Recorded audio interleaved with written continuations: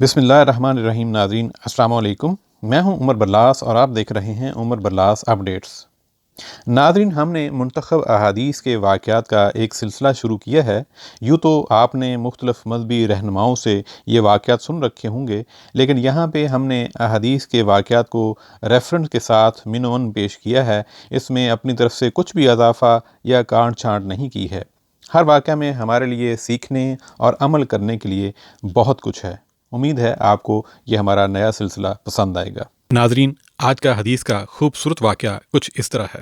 ابن جریج نے خبر دی، کہا کہ مجھے یعلا بن مسلم اور عمرو بن دینار نے خبر دی سعید بن جبیر سے، دونوں میں سے ایک اپنے ساتھی اور دیگر راوی کے مقابلے میں بعض الفاظ زیادہ کہتا ہے، اور ان کے علاوہ ایک اور صاحب نے بھی سعید بن جبیر سے سن کر بیان کیا کہ انہوں نے کہا کہ ہم ابن عباس رضی اللہ عنہ کی خدمت میں ان کے گھر حاضر تھے۔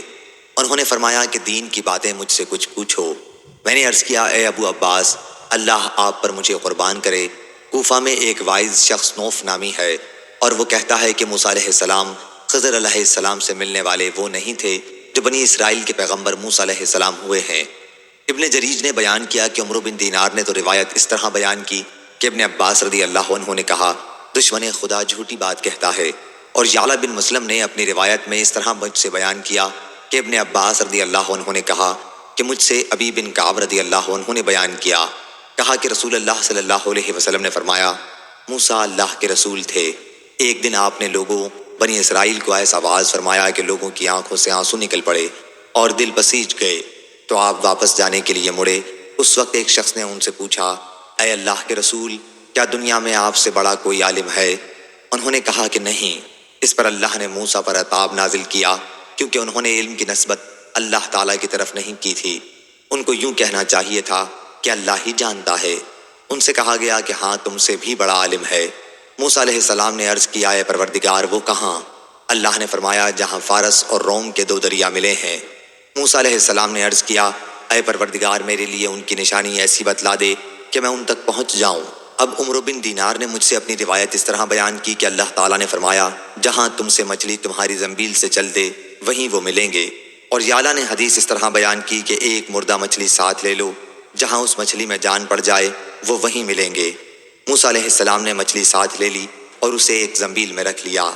آپ نے اپنے ساتھی یوشع سے فرمایا کہ میں بس تمہیں اتنی تکلیف دیتا ہوں کہ جب یہ مچھلی زنبیل سے نکل کر چل دے تو مجھے بتانا۔ انہوں نے عرض کیا کہ یہ کون سی بڑی تکلیف ہے؟ وَإِذْ قَالَ مُوسَىٰ لَفَتَاهُ میں وہ فتی رفیق سفر یوشع بن نون تھے۔ سعید بن جبیر رضی اللہ عنہ راوی حدیث نے اپنی روایت میں یوشع کا نام نہیں لیا۔ بیان کیا کہ پھر موسیٰ علیہ السلام ایک چٹان کے سائے میں ٹھہر گئے جہاں نمی اور ٹھنڈ تھی۔ اس وقت مچھلی تڑپی اور دریا میں کود گئی۔ موسیٰ علیہ السلام سو رہے تھے، اس لیے یوشع نے سوچا کہ آپ کو جگانا نہ چاہیے، لیکن جب موسیٰ بیدار ہوئے تو وہ مچھلی کا حال کہنا بھول گئے۔ اسی عرصے میں مچھلی تڑپ کر پانی میں چلی گئی۔ اللہ تعالیٰ نے مچھلی کی جگہ پانی کے بہاؤ کو روک دیا، اور مچھلی کا نشان پتھر پر جس پر سے گئی تھی بن گیا۔ عمرو بن دینار نے مجھ ابن جریج سے بیان کیا کہ اس کا نشان پتھر پہ بن گیا، اور دونوں انگوٹھوں اور کلمے کی انگلیوں کو ملا کر ایک حلقے کی طرح اس کو بتایا۔ بیدار ہونے کے بعد حضرت موسیٰ علیہ السلام باقی دن اور باقی رات چلتے رہے۔ آخر کہنے لگے، ہمیں اب اس سفر میں تھکن ہو رہی ہے۔ ان کے خادم نے عرض کیا، اللہ نے آپ کی تھکن کو دور کر دیا ہے اور مچھلی زندہ ہو گئی ہے۔ ابن جریج نے بیان کیا کہ یہ ٹکڑا سعید بن جبیر کی روایت میں نہیں ہے۔ پھر موسیٰ علیہ السلام اور یوشع دونوں واپس لوٹے اور خضر علیہ السلام سے ملاقات ہوئی۔ ابن جریج نے کہا، مجھ سے عثمان بن ابی سلیمان نے بیان کیا کہ خضر علیہ السلام دریا کے بیچ میں ایک چھوٹے سے سبز زین پوش پر تشریف رکھتے تھے، اور سعید بن جبیر نے یوں بیان کیا کہ وہ اپنے کپڑے سے تمام جسم لپیٹے ہوئے تھے۔ کپڑے کا ایک کنارہ ان کے پاؤں کے نیچے تھا اور دوسرا سر کے تلے تھا۔ موسیٰ علیہ السلام نے پہنچ کر سلام کیا تو خضر علیہ السلام نے اپنا چہرہ کھولا اور کہا، میری اس زمین میں سلام کا رواج کہاں سے آ گیا؟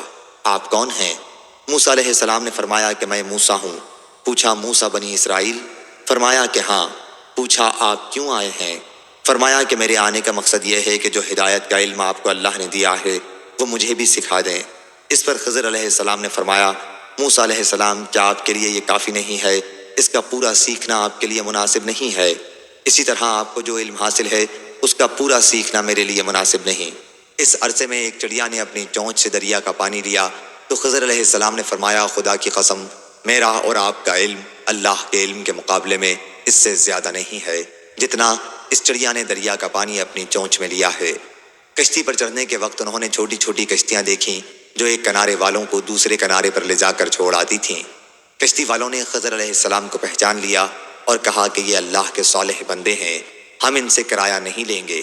لیکن خضر علیہ السلام نے کشتی میں شگاف کر دیے اور اس میں تختوں کی جگہ کیلیں گاڑ دیں۔ موسیٰ نے کہا آپ نے اس لیے اسے پھاڑ ڈالا کہ اس کے مسافروں کو ڈبو دیں، بلا شبہ آپ نے ایک بڑا ناگوار کام کیا ہے۔ مجاہد نے آیت میں امرا کا ترجمہ منکرہ کیا ہے۔ خضر علیہ السلام نے فرمایا میں نے پہلے ہی نہ کہا تھا کہ آپ میرے ساتھ صبر نہیں کر سکتے۔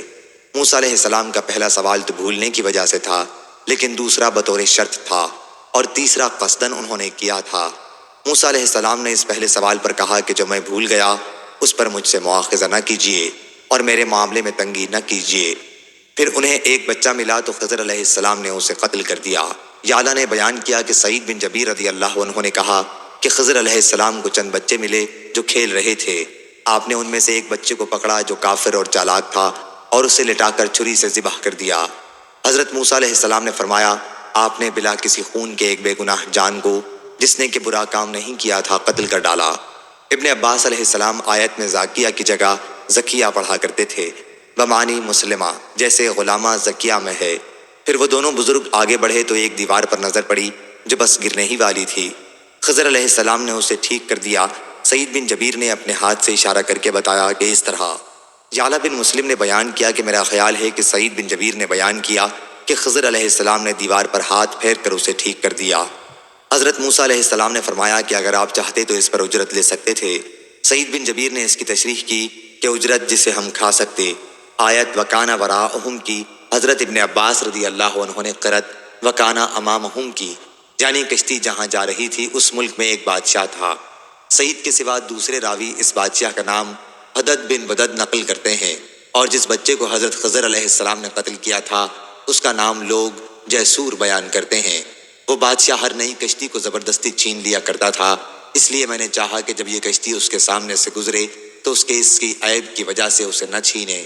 جب کشتی والے اس بادشاہ کی سلطنت سے گزر جائیں تو وہ خود اسے ٹھیک کر لیں گے اور اسے کام میں لاتے رہیں گے۔